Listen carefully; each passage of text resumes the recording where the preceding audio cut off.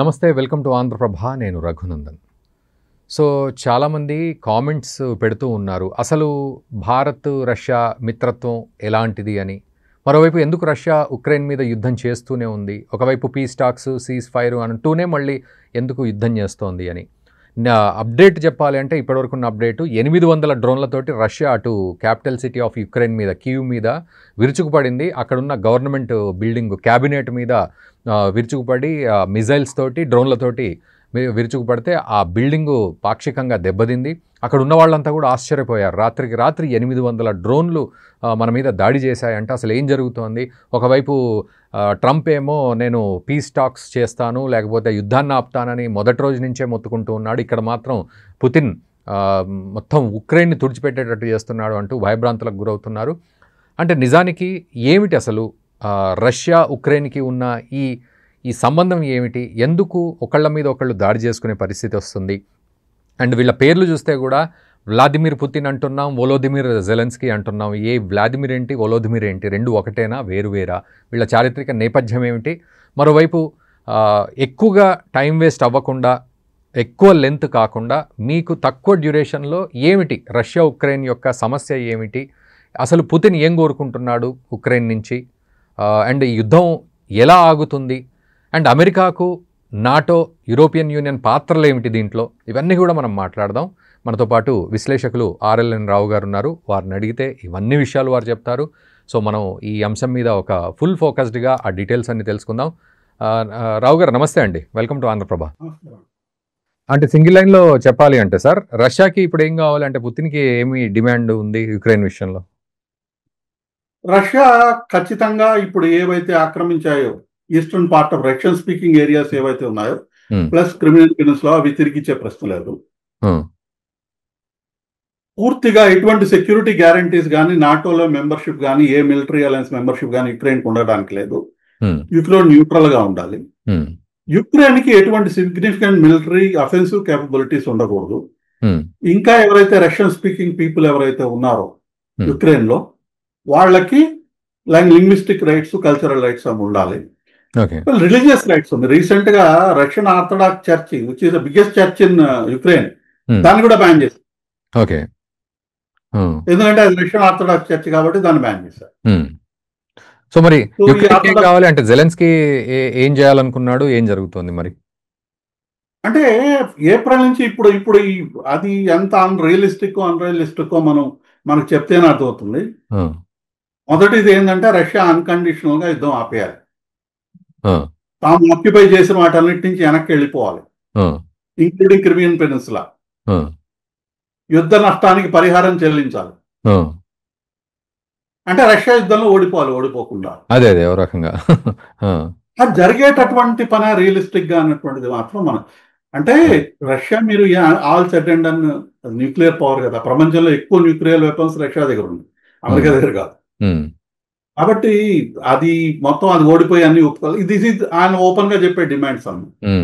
Even Kyiv కి కూడా తనే రావచ్చు కదా, పుతినే రావచ్చు కదా అని మొన్న ఇంటర్వ్యూలో అంటున్నాడు. అంటే రష్యాకి అది కాదు, ఇండియా మనం 1971 వార్ లో పాకిస్తాన్ వాళ్ళు సిమ్లాకి వచ్చి అగ్రిమెంట్ చేసుకున్నాం, మనం ఇస్లామాబాద్ పోయి అగ్రిమెంట్ చేసుకున్నాం. ఎవరు ఓడిపోతే వాళ్ళు గెలిచిన వాళ్ళ దగ్గరికి వెళ్తారు కదా, అంతే కదా, సింపుల్ గా.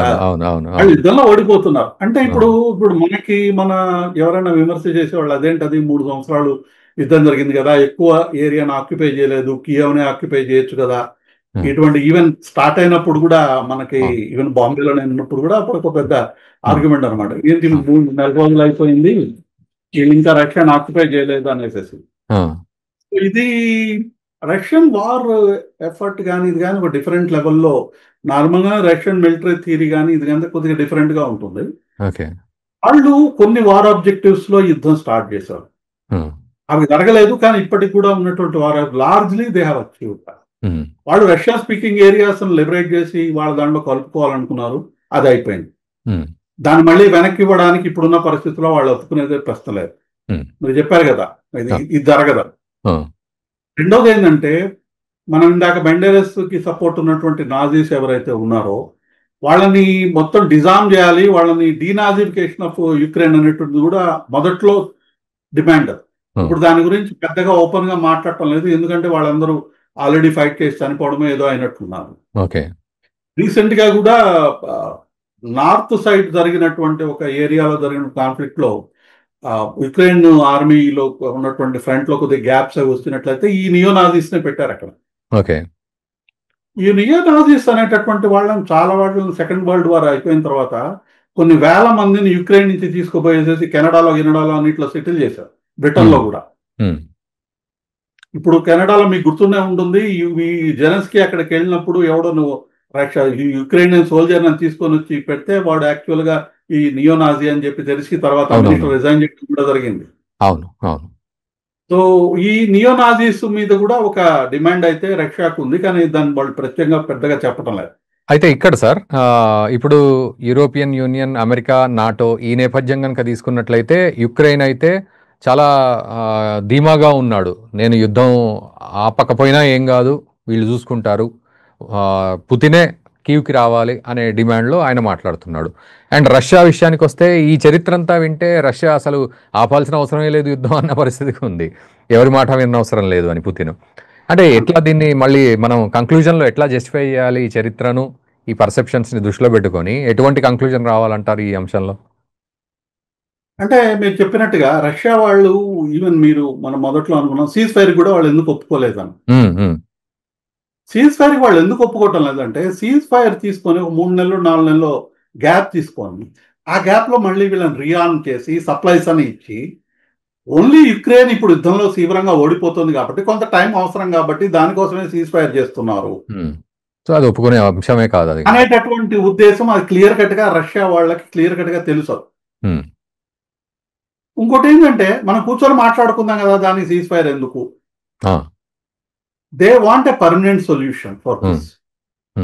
అంతేగాని టెంపరీ సొల్యూషన్ వచ్చి నార్త్ కొరియా ఈస్ట్ కొరియా మధ్య ఇదిలాగా బార్డర్ లాగా ఎప్పుడు మిలిటరైజ్డ్ బార్డర్ ఇటువంటివన్నీ దే డోంట్ వాంట్ ఇట్, వాళ్ళకి అది వద్దు. శాశ్వతంగా పరిష్కారం కావాలి ఈ ఇష్యూకి. ఆ శాశ్వత పరిష్కారం కావాలంటే ఇప్పుడు ఈ యుద్ధం వల్ల యుక్రెయిన్ మీద ఉన్నటువంటి ప్రెషర్ ఎట్లయితే ఉందో ఆ ప్రెషర్ తీసే సీజ్ ఫైర్ ఇస్తే మళ్ళీ యుద్ధం స్టార్ట్ చేయడం అనేది వాళ్ళకు కొంత కష్టం అవుతుంది, ఈ మొమెంటం అనేటటువంటిది కష్టం అవుతుంది. ఇక 1 నెల 2 నెలల టైంలో వీళ్ళకంతా సప్లైస్ అని వస్తాయి. ఇప్పుడు ప్రస్తుతానికి అయితే సప్లైస్ ఏం లేదు, మ్యాన్ పవర్ లేదు. ఒక ఎస్టిమేట్ ప్రకారం కనీసం 18 లక్షల మంది చనిపోయారు యుక్రెయిన్, 18 లక్షల మంది యుక్రెయిన్ లో. యుక్రెయిన్ ఆల్మోస్ట్ 1/3 పాపులేషన్ వేరే దేశాలకు పారిపోయారు. మీరు ఆ 800 ఇది డ్రోన్స్ నిన్న జరిగిన స్ట్రైక్ అని చెప్తున్నారు కదా, 300-400 డ్రోన్స్ తో చాలా సార్లు రష్యా వాళ్ళు స్ట్రైక్. కాబట్టి ఇది వాళ్ళకి ఆల్మోస్ట్ మిలిటరీ సప్లై మొత్తం మిలిటరైజ్డ్ ఎకానమీ అయిపోయింది రష్యా. పాత ఫ్యాక్టరీస్ ఎప్పుడైతే ఉన్నాయో ఓల్డ్ ఎక్విప్మెంట్ కానీ కొత్త ఎక్విప్మెంట్ కి ఏవియానిక్స్ ఎలక్ట్రానిక్స్ ఇచ్చేయడం కానీ ఇవన్నీ బాగా రెడీ ఉన్నారు, సప్లైస్ క్లియర్ కట్ గా ఉన్నాయి. వీళ్ళు దానికి సరైనట్టుగా యుక్రెయిన్ కి సప్లైస్ ఇచ్చే పరిస్థితుల్లో యూరోపియన్ యూనియన్ కానీ అమెరికా కానీ లేదు, ప్లస్ మ్యాన్ పవర్ లేదు. ల్యాండ్ ఏరియాని హోల్డ్ చేయాలంటే మీకు ఇన్ఫెంట్రీ అవసరం యుద్ధంలో, ఆ ఇన్ఫెంట్రీ లేదు ఇప్పుడు. సో ఇప్పుడు మరి ఈ చరిత్ర అసలు లేదు. మరి చరిత్ర ఒకటి భవిష్యత్ ఒకటి రెండింటిని ఎక్కడ మనం మిక్స్ అంటే దాన్ని క్లిప్ చేయొచ్చు, అసలు పరిస్థితి ఎక్కడ కనెక్ట్ అవుతుంది? యూరోపియన్ యూనియన్ వాళ్ళకు మొత్తం ఎకానమీ అంతా డిస్ట్రాయ్ అయిపోయిందండి, వీళ్ళు ఎంతకాలం అది ఫండ్ చేస్తారు అన్నటువంటి తెలుసుకోవడం కష్టం. ఇప్పుడు ఈ అమెరికా జరిగినటువంటి ట్రీటీతో అని తర్వాత ఫర్ ఎగ్జాంపుల్ జర్మనీ ఎకానమీ అనేటటువంటి రష్యా నుంచి చీప్ గ్యాస్ వచ్చేటటువంటి దాని మీద ఆధారపడి ఉంది. అది వాళ్ళు north stream 2 gas pipe line pale చేసిన తర్వాత ఇప్పుడు 4 ధరతో అమెరికా నుంచి కొనుక్కుంటున్నారు. ఎప్పుడైతే చీప్ గ్యాస్ సప్లై పోయిందో జర్మన్ ఎకానమీ చాలా దెబ్బతినింది. మిగతా యూకే ఎకానమీ ఎంత చండాలంగా ఉందో వాళ్ళకే తెలుసు. ఫ్రాన్స్ అయితే IMF నుంచి లోన్ తీసుకొని పురాతన కాలంలో మనం వెళ్తున్నాం కదా బ్యాంక్ నుంచి, ఆ స్థితిలో ఉంది. ప్లస్ వీళ్ళ దగ్గర ఎక్కడ పెద్ద సైన్యాలు ఏం లేవండి. మీరు నమ్మరు, బ్రిటిష్ సైన్యం యొక్క సంఖ్య ఈరోజు మీకు ఎట్లా భవిష్యత్తు ఎట్లా ఉందంటే ప్రస్తుత పరిస్థితి చెప్తున్నాను. బ్రిటిష్ సైన్యం యొక్క సంఖ్య గత 200 సంవత్సరాల్లోకెల్లా తక్కువ ఉంది. 75,000 మంది 80,000 మంది ఉన్నారు. ఫంక్షనింగ్ ట్యాంకులు ఒక 60 కూడా లేదు. జర్మనీలో ఏరోప్లేన్స్ 30% 40% సర్వీసబిలిటీ ఉంది. వర్స్ట్ టైంలో ఇండియాలో కూడా 50% సర్వీసబిలిటీ ఉంది. So European union military capability కానీ ఎకనామిక్ కేపబిలిటీ కానీ లేదు ఈ యుద్ధాన్ని సస్టైన్ చేసేదాన్ని. అమెరికా వాళ్ళు వీళ్ళకి ఇంకా ఫండింగ్ చేయడం అనేటటువంటి దాని మీద తీవ్రమైనటువంటి వ్యతిరేకత ఉంది. రిపబ్లికన్ పార్టీలో కానీ మ్యాగా సపోర్టర్స్ ఎవరైతే ట్రంప్ ఉన్నారు, అందుకనే ఆయన డెస్పరేట్ గా దీన్ని తన టర్మ్స్ తో ఎంత తొందరగా చేసేసి ఏదో ఒక విధంగా యుద్ధాన్ని ఆపేద్దాం అన్నటువంటి దాంట్లో ఆయన చేసినట్టు ప్రయత్నాలంతా ఇది లేదు. ఎందుకంటే వాళ్ళు డబ్బులు ఇచ్చే పరిస్థితుల్లో లేదు. ఆయన చూస్తున్న ఒకవేళ డబ్బులు ఇవ్వకుండా ఉండి ఫండింగ్ లేకుండా ఉంటే యుక్రెయిన్ కొలాప్స్ అవుతుంది. ఆ కొలాప్స్ అయిన చెడ్డ పేరు అందరూ తీసుకుపోయి ట్రంప్ మీద వేస్తారు. ఓకే సార్, అయితే ఇక్కడ ఒక కంక్లూజన్కి వద్దాం సార్, ఒక సింగిల్ లైన్ కంక్లూజను. యుద్ధం ఆపుదామని మేము ట్రై చేస్తున్నాము, కానీ రష్యా మా మీద యుద్ధం చేస్తూనే ఉంది అని జెలెన్స్కీ మాట్లాడడం, తర్వాత భారత్ లాంటి దేశాల మీద టారిఫ్స్ వేయడం ఇట్స్ ఎ గుడ్ ఐడియా అని చెప్పి దాన్ని అమెరికాను సపోర్ట్ చేసినట్టు నిన్న వచ్చిన అప్డేటు. ఇదంతా చూస్తే అయ్యో పాపం జెలెన్స్కీ అనే పరిస్థితి కనబడుతుంది, అయ్యో యుక్రెయినియన్స్ అనే పరిస్థితి నిజానికి. బట్ చారిత్రకంగా చూస్తే ఎట్లా ఒక సింగిల్ లైన్ కంక్లూజన్ అంటే ఈ బాధంతా రష్యా పడి ఈరోజు యుద్ధం చేస్తోంది అనుకోవాలా, లేకపోతే అసలు యుక్రెయిన్ తొండాట ఆడుతుంది అనుకోవాలా? రష్యాకి ఇది ఎగ్జిస్టెన్షియల్ థ్రెట్. తమ మనుగడకి దెబ్బ అనేటటువంటి, తమ మనుగడే ఉండదు అనేటటువంటి విధంగా రష్యా భావిస్తోంది యుద్ధాన్ని. కాబట్టి యుద్ధాన్ని వాళ్ళు వదిలే ప్రశ్న లేదు. ఇన్ఫాక్ట్ మీరు నమ్మరు, పుటిన్ చాలా సాఫ్ట్ గా ఉన్నట్లు లెక్క.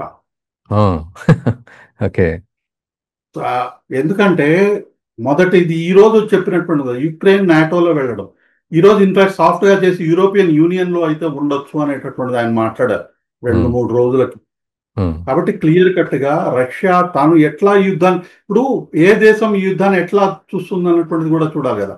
రష్యా ఉద్దేశం ప్రకారంగా తమ యొక్క మనుగడకి దెబ్బ, మనుగడే ఉండదు, మన బార్డర్ లో నాటో సైన్యాలు వస్తాయి, మన బార్డర్ లో నాటోకు ఉన్నటువంటి మిసైల్స్ డిప్లాయ్, మీరు గుర్తుందో లేదో క్యూబన్ మిసైల్ క్రైసిస్ లో క్యూబాలో మిసైల్స్ పెట్టిన దానికి ఆల్మోస్ట్ కెనడీ యుద్ధం దాకా వెళ్ళారు సోవియట్ యూనియన్. ఈ రోజు ఇమీడియట్ మిసైల్స్ ట్రీటీ లేదు, పోయింది. అది నెక్స్ట్ ఫిబ్రవరిలోనూ ఎప్పుడో పోతుంది. అది దాన్ని రివైవ్ చేయడానికి ఎటువంటి టాక్స్ లేవు. అలాస్కాలో దాని గురించి మాట్లాడినట్టున్నాం మనం.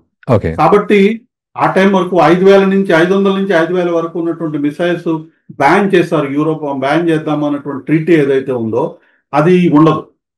ఆ ట్రీటీ లేనప్పుడు యుక్రెయిన్ లో న్యూక్లియర్ మిసైల్స్ పెట్టి వాళ్ళు అటాక్ చేసేదానికి ఉన్న, మాస్కోని అటాక్ చేస్తుంటాం, అప్పుడు ఏం నోటీస్ ఉండదు, 2-3 నిమిషాల్లో మా న్యూక్లియర్ మిసైల్స్ వస్తాయి. ఆ రోజు క్యూబన్ మిసైల్ క్రైసిస్ లో కూడా టర్కీలో మినిట్ మ్యాన్ మిసైల్స్ పెట్టినప్పుడు ఆ క్రైసిస్ స్టార్ట్ అయింది. కాబట్టి రష్యా వరకు కూడా వాళ్ళ మనుగడకి ముప్పు అన్నటువంటి ఉద్దేశంలో దీన్ని చూస్తున్నారు. కాబట్టి వాళ్ళు అనుకున్నటువంటివి జరిగేదాకా వాళ్ళు యుద్ధం ఆపుతారని ఊహించడం చాలా కష్టం. ఇంపాసిబుల్ చరిత్రలో ఏమీ లేదు, చాలా చాలా కష్టం. ఈ ట్రాజెడీ అనేటటువంటిది అవసరం లేని యుద్ధం కొనసాగాల్సింది కొంతకాలం. Thank you very much sir.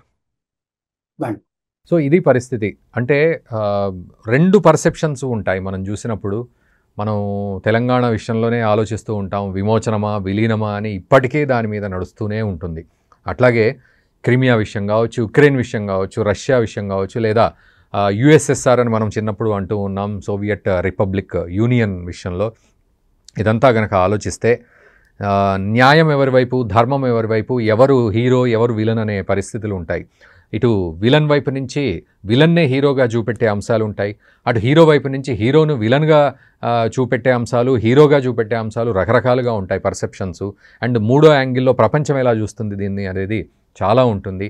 And Bharat చిరకాలం మిత్రుడిగా ఉంటుంది రష్యాకి, ఎందుకు అనే ప్రశ్న ఉంటుంది. ఇవన్నీ కూడా చరిత్రలోకి కనుక తొంగి చూస్తే వీటన్నిటికీ సమాధానాలు ఉంటాయి. జస్ట్ ఇప్పటికిప్పుడు మనము రష్యా యుక్రెయిన్ మీద యుద్ధం చేసింది అనంటే అయ్యో పాపం అనే పరిస్థితి లేదు. At the same time Ukraine ఈరోజు శాంతి ప్రవచనాలు చేస్తోంది జెలెన్స్కీ అని అంటే వెంటనే నమ్మే పరిస్థితి అసలే లేదు. ఈ విషయంలో మీరేమంటారో కామెంట్ చేయండి ఖచ్చితంగా. అండ్ ఈ వీడియోని మీ మిత్రులకు కూడా షేర్ చేయండి. Thank you very much.